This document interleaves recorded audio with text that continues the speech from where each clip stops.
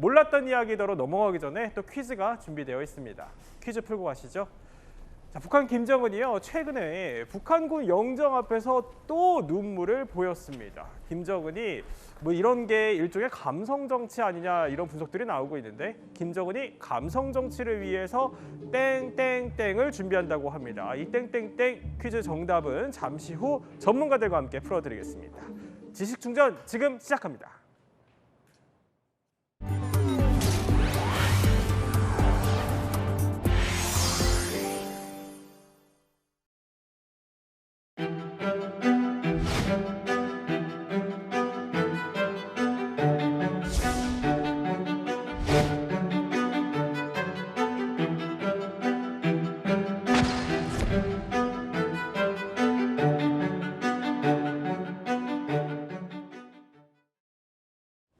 북한 김정은이 또 울었습니다.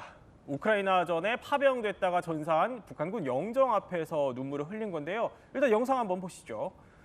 자, 저렇게 영정 앞에 영웅의 메달을 하나하나 달아줍니다. 본인이 파병을 보낸 건데도 말이죠.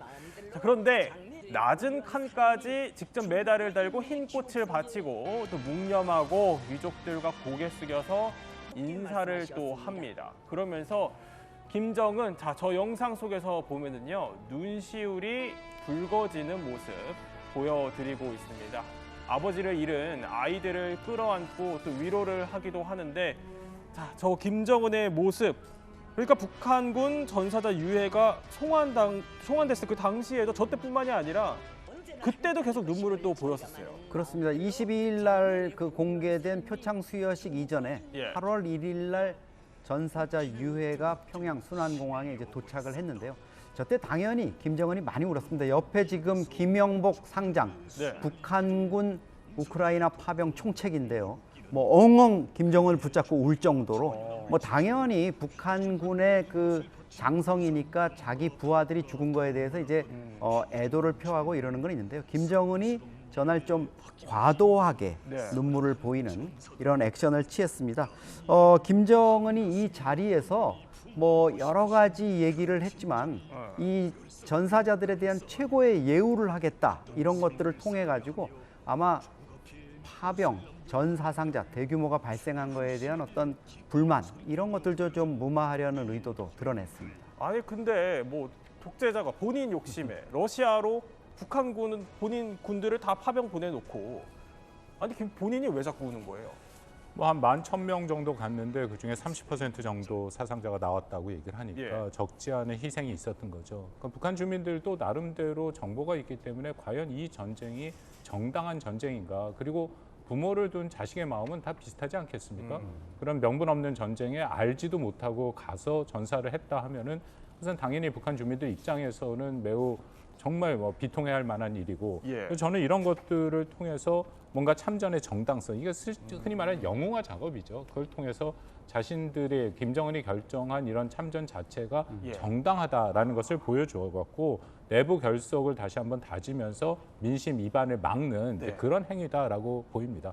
북한에 대해서 더군다나 저렇게 모든 그 방송에 나오는 모든 장면들은 100% 다 의도를 갖고 매우 정교하게 연출됐다, 그렇게 판단이 됩니다. 그러니까 정당성 확보, 거기에 내부 결속까지 도모하려는 목적이 있다는 분석을 주셨는데, 내부 결속, 그러니까 저 김정은의 눈물이 북한 주민들에게도 통한다는 거예요?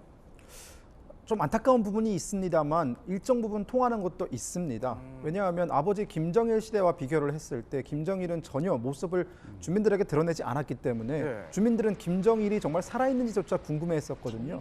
그러나 김정은이 집권하고 나서 주민들 앞에 모습을 공개하는 행사가 정말 많이 있었고요. 또한 굉장히 시적절하게 눈물을 보이면서 일정 부분 특히나 어떤 평양이라든가 혹은 어떤 김정은 통치체제의 중심에 있는 사람들 같은 경우에는 10대를 중심으로 김정은에 대해서 꽤 괜찮은 지도자다라는 평가가 나올 정도로 일정 부분에서는 김정은의 성과를 거두고 있다라고 말씀드릴 수 있습니다. 아니 근데 실제로 김정은이 이런 본인의 눈물이 통한다는 걸 좀 아는 건지는 모르겠지만요. 계속해서 공개석상에서 수시로 우는 장면들을 보여줍니다. 김정은의 우는 장면들 저희가 한번 준비를 해봤는데 영상으로 보시죠. 저희가 몇몇 장면만 추린 겁니다. 저 때가 노동당 창건 75주년 군사 퍼레이드 연설 중인데 저렇게 안경을 벗고 또 눈물을 흘립니다. 의도된 건지 아닌지 모르겠지만 저 자리도 그랬고요. 2015년 김양건 노동당 비서의 빈소를 찾았을 때도요. 저렇게 또 울먹입니다. 저 때도 울어서 또 화제였는데 이뿐만이 아니라 2014년에 수산사업소라는 곳을 찾아서 저기서도 또 웁니다. 김정은이. 자, 이렇게 몇몇 장면만 저희가 추린 건데도 상당히 공개석상에서 많이 우는 겁니다. 우리 박 교수님이 설명대로 다 정교하게 계산이 된 것으로 보이기도 하고요. 자, 그런데 김구엽 보좌관, 예. 김정일 장례식장에서는 5일 내내 또 눈물을 흘렸다고 해요. 독재자가 21세기 독재자가 저렇게 좀 눈물을 많이 흘리는 것도 흔치는 않은 것 같기도 하고요. 그렇습니다. 지금까지 존재했던 모든 독재자 통틀어서 김정은만큼 저렇게 눈물을 자주 보이는 독재자는 아마 없었던 것으로 기억을 합니다. 해당 영상을 보시면 김정일 장례식 때 영상인데요. 네. 저도 김정은의 얼굴을 저때 처음 제대로 봤거든요.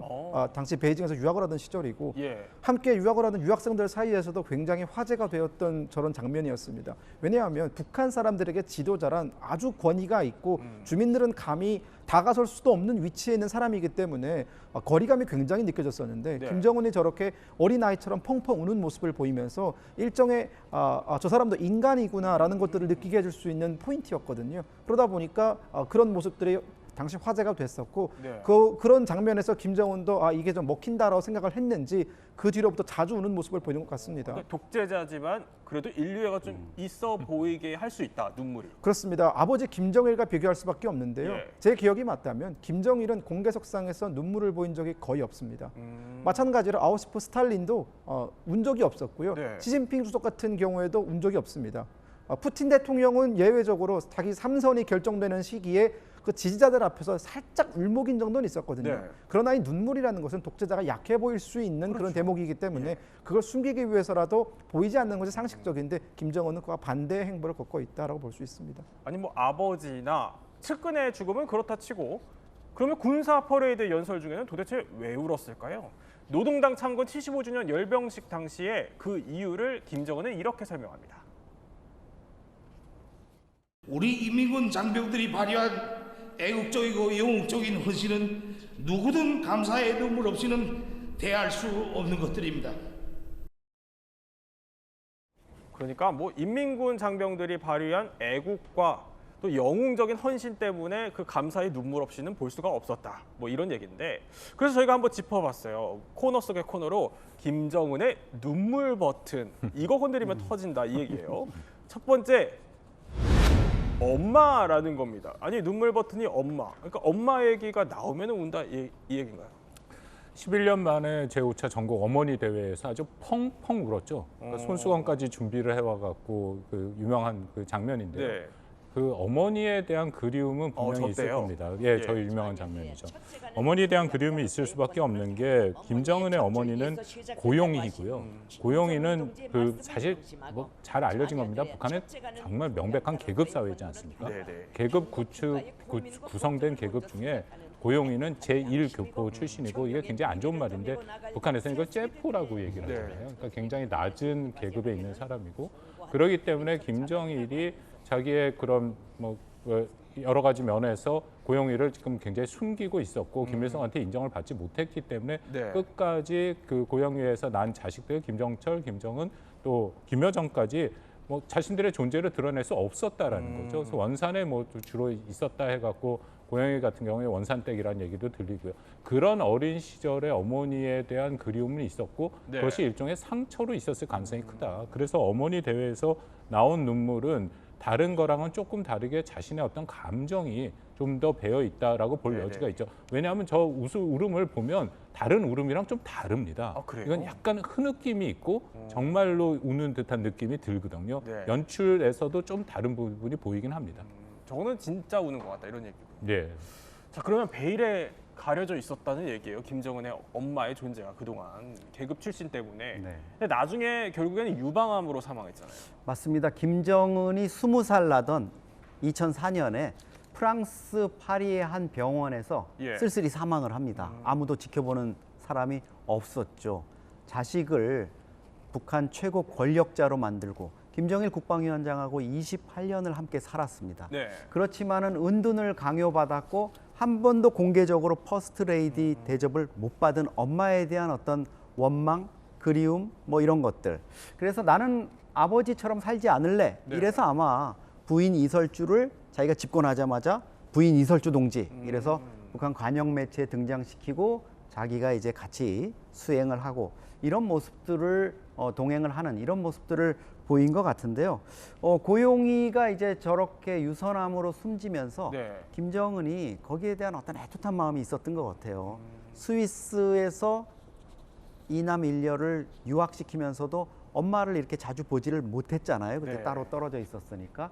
그런 것들 또 엄마가 죽은 뒤에도 조용히 이제 관에 실려가지고 평양으로 돌아와서도 제대로 그냥 소식 없이 이렇게 묻혀야 했던 그랬군요. 이런 부분에 대한 좀 애틋함이 작용한 것 같고 그런 어떤 모성, 엄마에 대한 그리움 이런 것들이 틈만 나면 자꾸 울음으로 이렇게 나타나는 그런 성향이 있는 것 같습니다.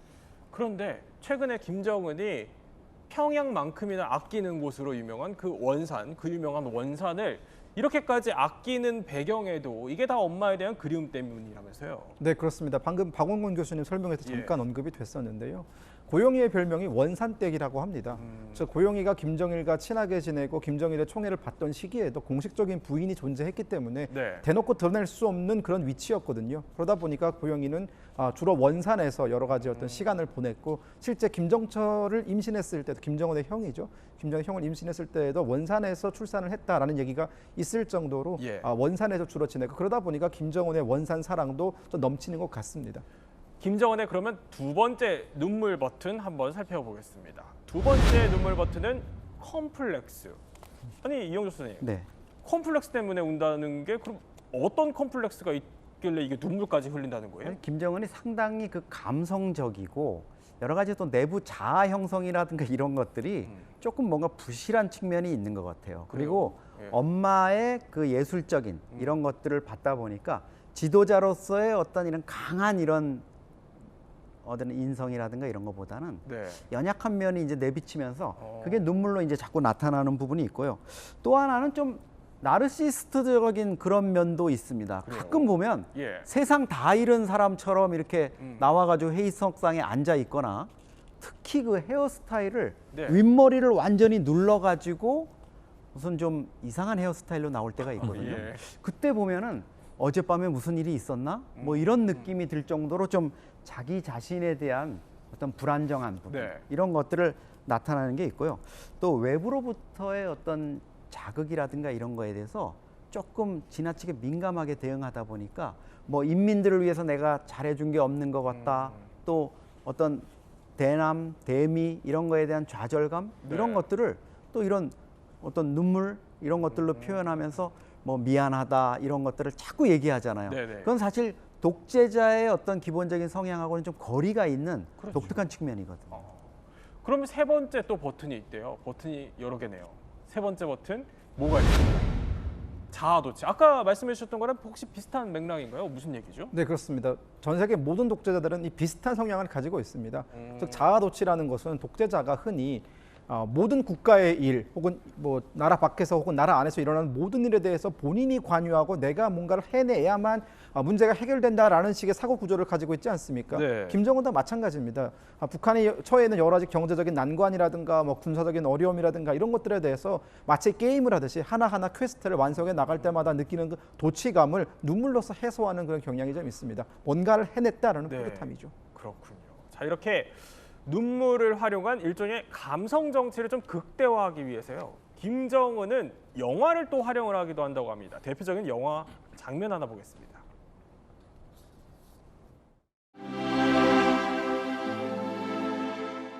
유복자를 가지고 이 겨울에 어디 갔어?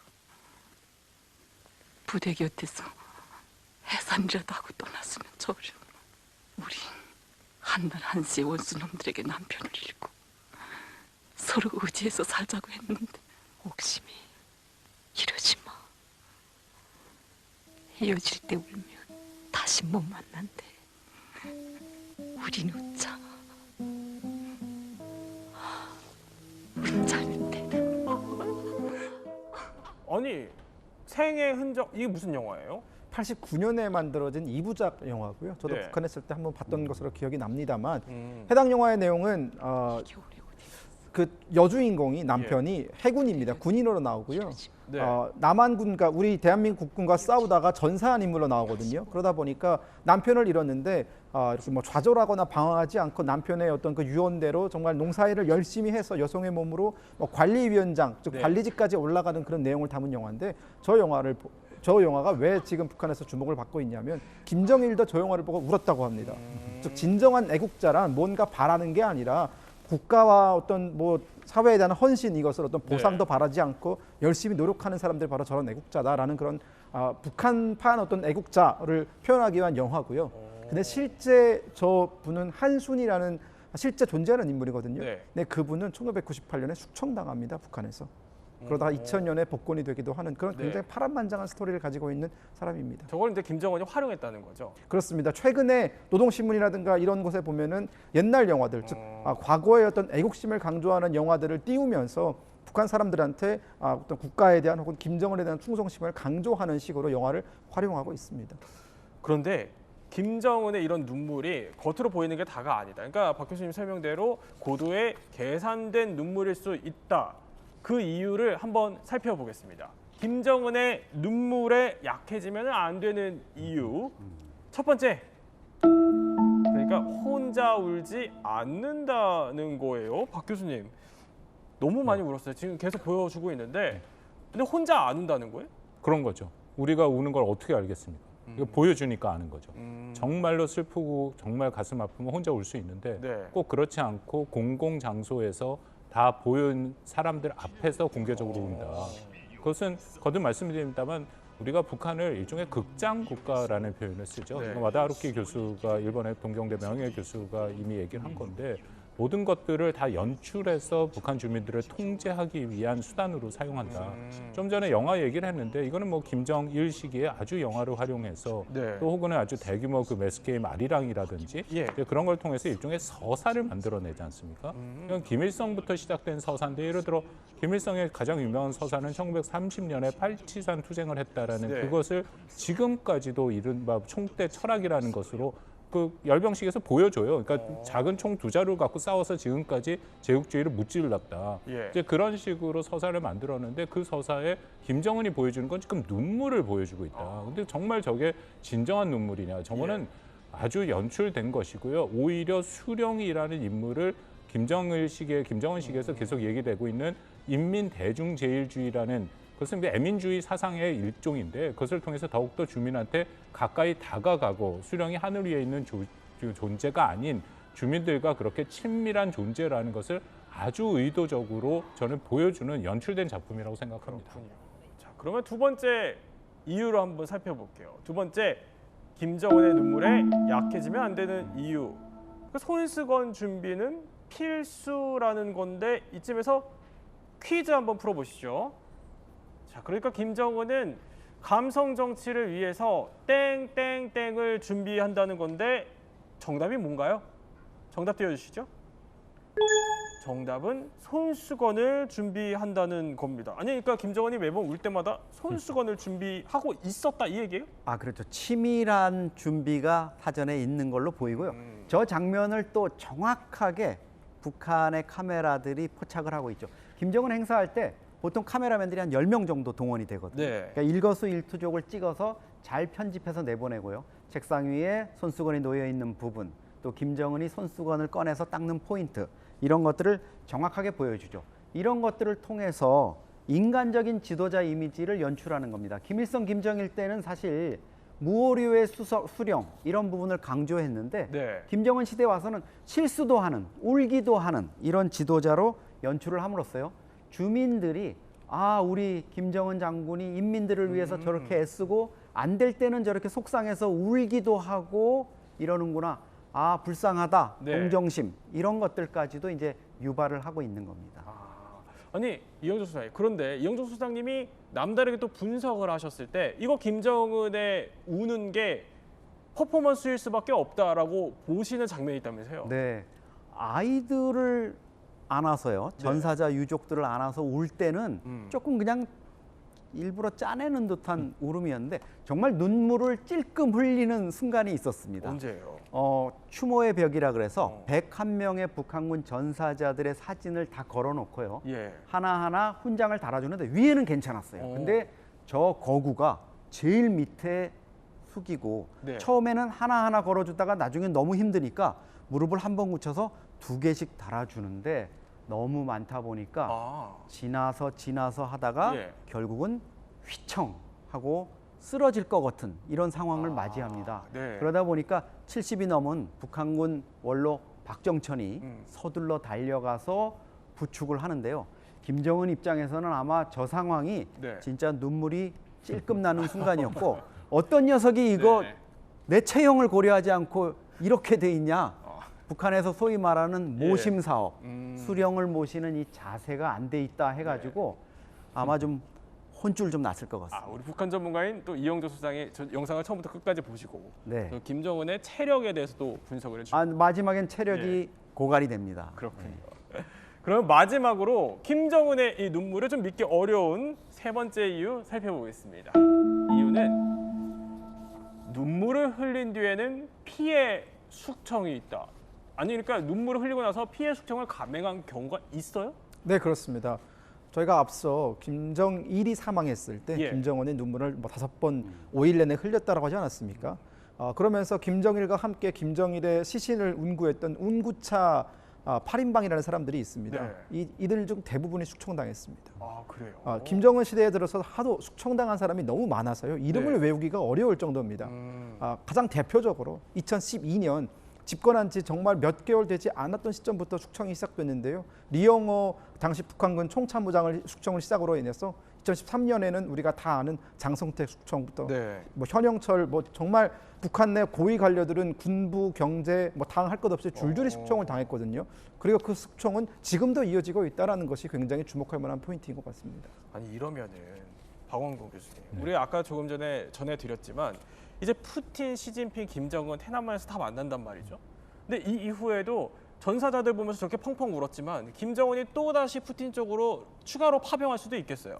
이미 공병부대 파병 얘기는 됐고 실질적으로 발표가 났다라고 볼 수 있으니까 한 6천 명 정도의 가능성이 있죠. 물론 공병부대는 전투부대는 아니고 쿠르스크 지역의 재건 사업을 하기 때문에 전사자가 날 가능성은 상대적으로 적다라고 예. 볼 수는 있지만 그보다는 이미 파병해서 사상자가 나왔고 북한 주민들이 거기에 대해서 여전히 이해하지 못함이 분명히 있다라는 판단이 있죠.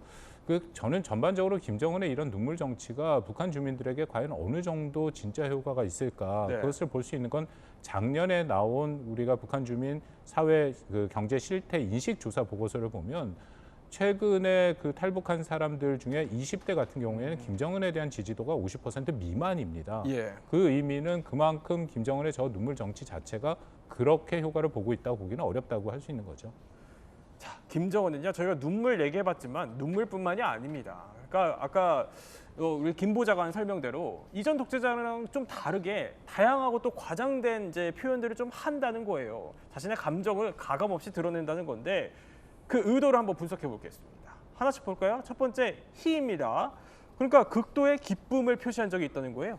그렇죠. 미사일 쏴서 성공했을 때 너무 좋아합니다.